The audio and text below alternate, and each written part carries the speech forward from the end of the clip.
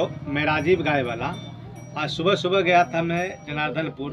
वैसे सुबह जाना चाहिए वहाँ पर। मैं 4 बजे सुबह से भैंस का गाय का वहाँ पे उतरना चालू हो जाता है।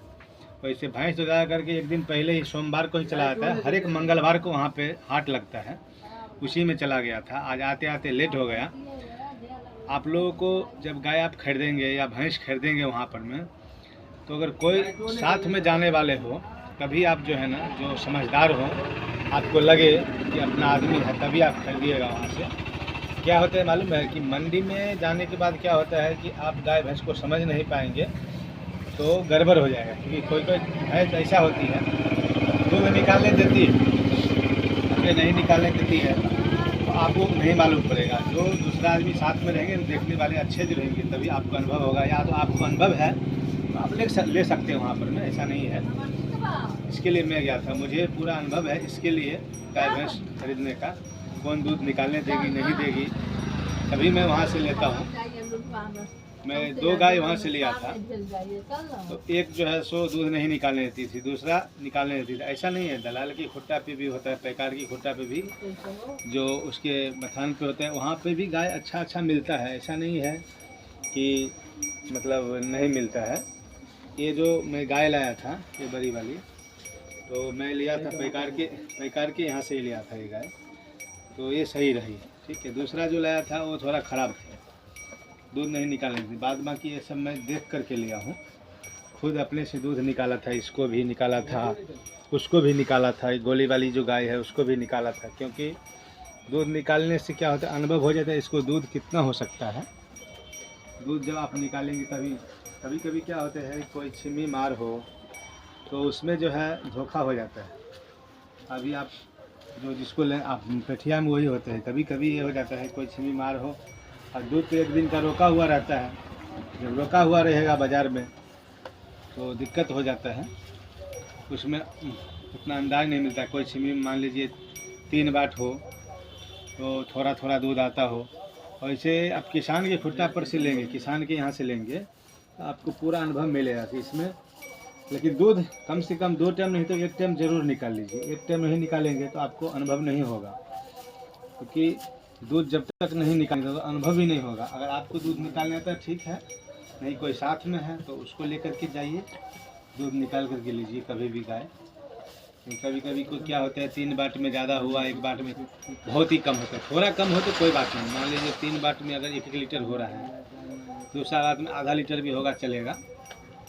लेकिन अगर दूसरा लास्ट के बाट में अगर मान लीजिए 1 लीटर की जगह पर 1 पौवा हो तो वो सही नहीं होता है।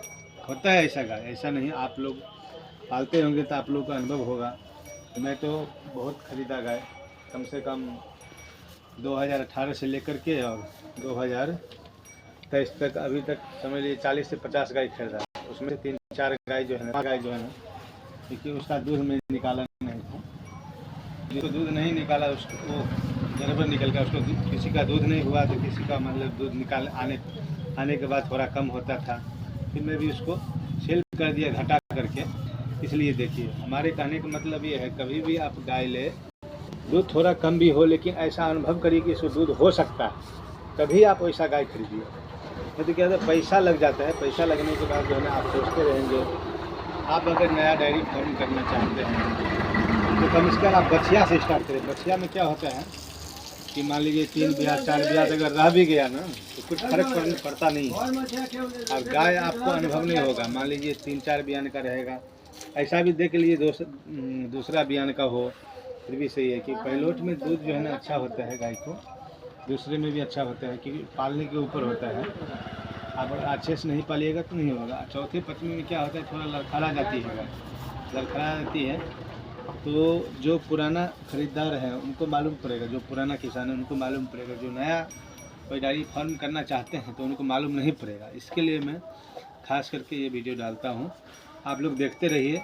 और ये मेरी गाय को जो है अभी अंदर बांध दिया हूँ पूरा। देखिए इस तरह से मैं कवर करके रखता हूँ। फिर भी ठंडा आ गया था, ठंडा का जुगाड़ अभी हो रहा है। 15 दिन में फाइनल हो जाएगा, प्लास्टर व्लास्टर कर करके तो इसके अंदर चली जाएगी गाय, शेड के अंदर चली जाएगी। शेड के अंदर चली जाएगी तो अच्छा रहेगा।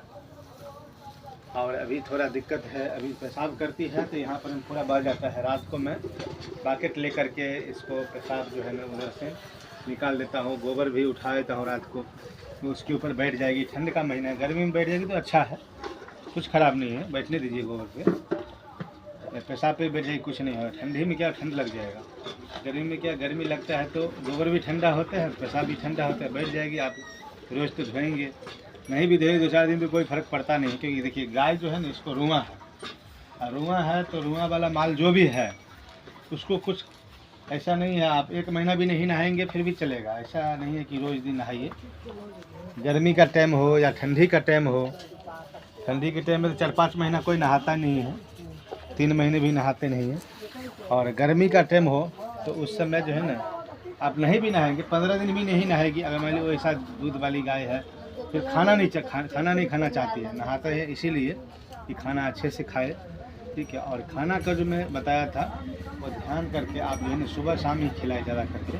दोपहर के टाइम में आप देना चाहते हैं दे सकते हैं बिंदास, लेकिन थोड़ा थोड़ा हरा चारा दीजिए बस। दोपहर के टाइम में उतना फीड नहीं दीजिए कि उसका तबीयत अकसक रहे।